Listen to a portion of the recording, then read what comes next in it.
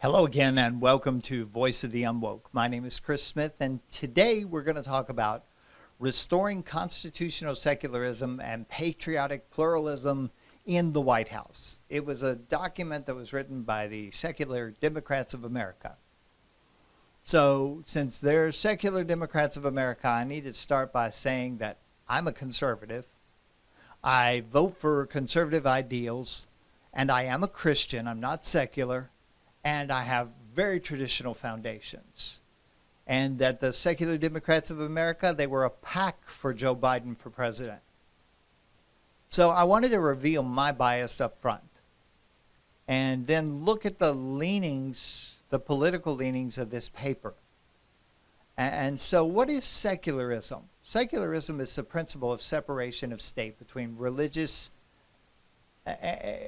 institutions. The principle of separation of the state, from religious institutions. Now, that's not the same as the separation of church and state, because the separation of church and state was a principle that was set forth to keep the government from trying to invoke its power upon the religious bodies. In other words, we didn't want a state-run church.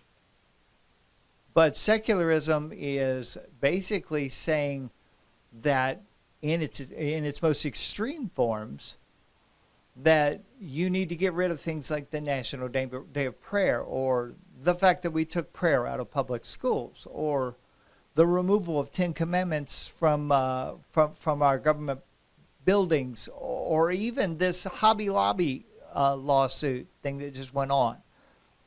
And pluralism is pretty much just a political theory that says basically we need to share power among a number of political parties, which doesn't sound like a horrible idea. But if you look at the way it's presented in this paper,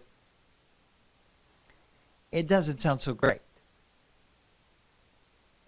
So I wanted to start from the beginning of this paper and look at what they called their preamble, okay, or their introduction to what they're going to say, and the foundational beliefs that they're giving for saying the things that they're going to say. And in the very beginning, they start out with one of these statements by saying, for a long time, the religious right has scapegoated non-believers, falsely stating that non-believers believe in no public morality.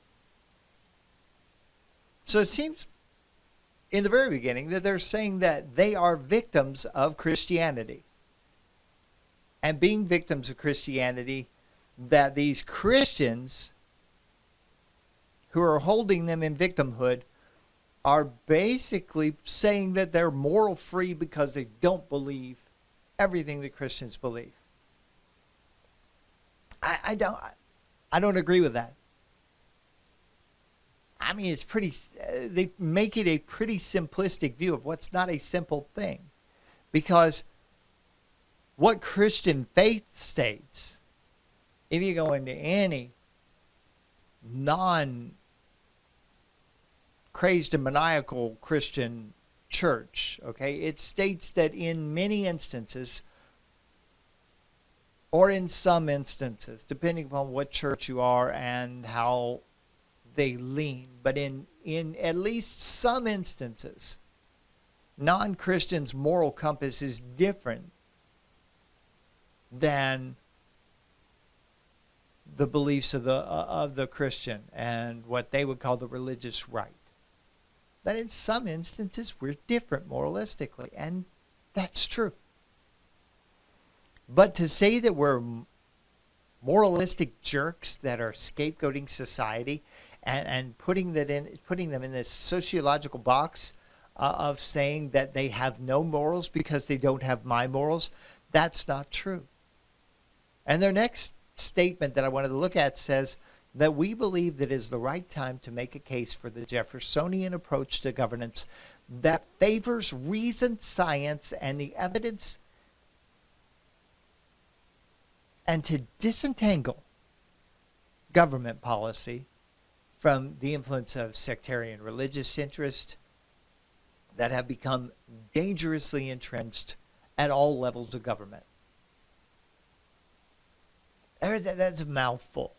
Okay, I even had a hard time reading it. Okay, But the things that struck me really hard were a Jeffersonian approach that favors reason. So in this statement, the first part of the statement says that Christians are unreasonable. And that these unreasonable Christians are dangerously entrenched in religious interest. So at the beginning of the paper, they state that we're unreasonable people who have an unreasonable amount of influence on the government. And it seems that they're saying that they want to quiet the voices of the religious right because, as they say, we're entrenched at all levels of government. They seem to propose this limitation of freedom of speech for the religious right at all levels of government. So far, Christians are moralistic jerks who are unreasonable and should have no influence on society, especially in the government. But then it gets even better. They say, we ask that you counter this movement's narrative by actively working to dismantle their grip on our government and to counter its inaccurate and revisionist messaging around our nation's founding. Now they're going into saying, basically, because many Christians believe, and if you look at the books that Mike Huckabee wrote or the Rush Revere series about our country, they're basically saying that these books that point out the fact that many of our beliefs are based fundamentally on Christian beliefs. That many of the beliefs in the United States are based fundamentally upon Christian beliefs, they're saying that that's untrue. But Mike Huckabee, when he was running for president, he said a lot that he wanted to return the country to foundations of Christianity like it had before. And where he got this, or at least a lot of where he got this, was in some research that was done by his campaign manager, Ed Rollins.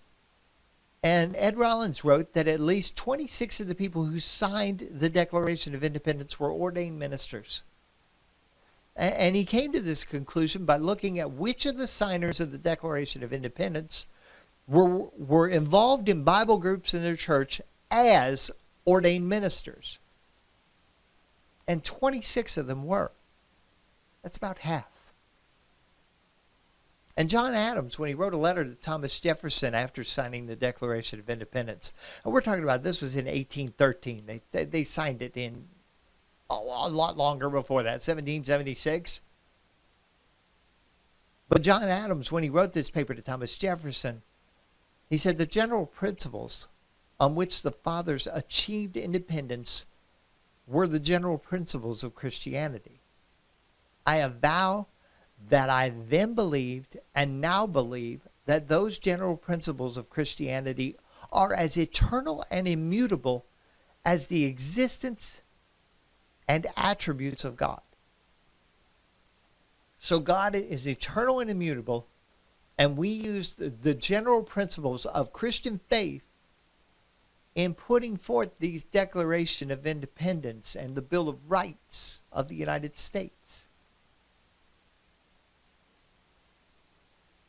It doesn't seem to me that looking at this kind of evidence, which is easily found on the internet, it doesn't seem to me that we have an inaccurate, revisionist message about the founding fathers of the United States and what they put in the documents for founding the United States.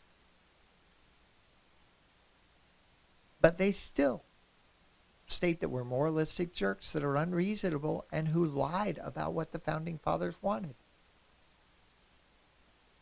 And then near the end of their preamble, they go on to say that we as Christians provide constant cover for white supremacy, reactionary policy, and dominionist view of the environment. You know, I said when I started Voice of the Unwoke that I was going to talk about things that pissed people off. Well, this is one of the things that pisses me off. that they state that the religious right provides constant cover for the white supremacy movement. I've been part of the Christian faith and religious right for over 30 years. And I have yet to hear one sermon preached on white supremacy and its value. There have been white supremacists who have claimed that they are Christians. I disagree with them. And the better part of Christians in the United States would disown them for their hateful beliefs and their broken and misconstrued beliefs about what Christianity is. This statement is absurd, and it seems to me to be a scare tactic. And as far as reactionary policy, well, of course Christians react based on the foundation of their Christian beliefs. Non-Christians do too. Everybody reacts as a foundation of what they believe.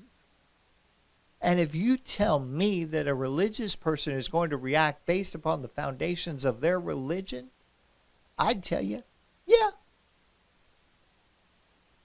If you tell me that a non-Christian person reacts based upon the foundations of their non-Christian beliefs, I would tell you, yeah. Christian faith does teach that man has been given dominion over the earth. It's in the first part of Genesis, like within the first 3 chapters. He talks all about, God talks all about giving man dominion over the earth, even to name what we call each of the animals. And so, do we believe that we have a dominion over the earth as humans? Not just as Christians, but as humans, that we have dominion over the earth? Yes, we believe that. But that doesn't mean we've been a good purveyor of that dominion. That doesn't mean that we've been real good at what we do with the dominion that we have over the earth. So while I agree we have a dominionist view of the environment, I also agree we need to do a better job of asserting that dominion. But to say that we're moralistic jerks who are unreasonable and lie about the foundation of this country, and that we react and cover for white supremacy, those are absurd beliefs. If I believed that about Christianity, I wouldn't be a Christian. I would agree with them. And I would agree that any people that believe the way they say I believe, which is false, that if Christians really did believe that way, that they should be secularized, that they should be taken out of society. The problem is that what they're saying is wrong. The majority of Christians are not moralistic jerks who believe that just because you're not Christian, you don't have morals. All they're saying is that sometimes, in some instances, your morals are different. And our view is based upon what we believe is in the Bible as true. But we're not unreasonable about it. We understand you have a choice to believe different than me if you're not a Christian. But to say that the foundational beliefs of this country were not based upon Christians' faith and upon biblical facts is an absurd premise, because even John Adams said that's what we based it on. And he said it to Thomas Jefferson, the guy who penned the document that said, this is our declaration of our independence.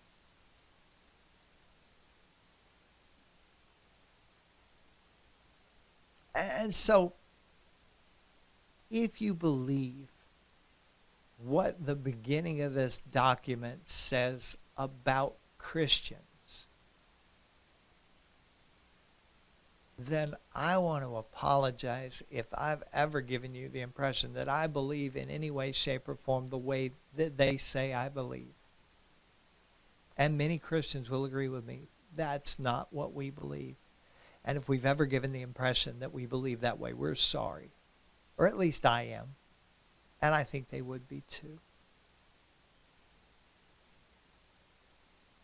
But give me a friggin' break. We're not people that cover up for white supremacists. We're not unreasonable. And although we do, just like every other belief system, lobbies the government to make sure that our beliefs are at least put into consideration before laws are put into act, we do try to do that. We do try to assert our beliefs. And if you're a Christian, I encourage you to keep doing it. And if you're a non-Christian, I encourage you to keep doing it. Because you know what? This country was founded on freedom of speech. And so if you have something to say that differs than what other people are saying, then you ought to be saying it. You ought to be saying it out loud and saying it in a fair way. Not in a hateful way, but in a fair way, saying, I disagree with you. And having a discussion with those people that disagree with you on what you can agree on. If you have a comment about what I've said, gosh, please leave it down below. Or go to my channel's page and there's a link to my email address. Send me an email saying, Chris, I disagree with you. Or, Chris, I agree with you. Any of that. If you like what I said, hit that like button.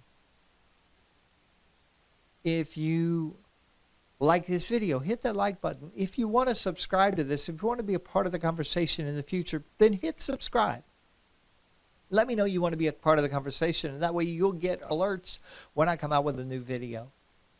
Because the next video is going to go on talking more about this secular Democrats' proclamation of what they want Joe Biden to do when he gets in office. And the next part of this is a discussion about what they want the government to do as far as funding and who should get it. And so I think it's going to be pretty interesting that these people that have such a foundational belief that's so wrong and so bad about Christians, and they so much want to get the Christian faith out of government, what they propose we should be, as a government, giving our money to. I'm really interested to get into this. So if you want to be a part of the conversation, again, hit subscribe. Because until we subscribe and until we start talking to each other about what it is we believe and what it is that's making us mad and what it is we want to change in society, until we do all that, we can never become a voice for the unwoke.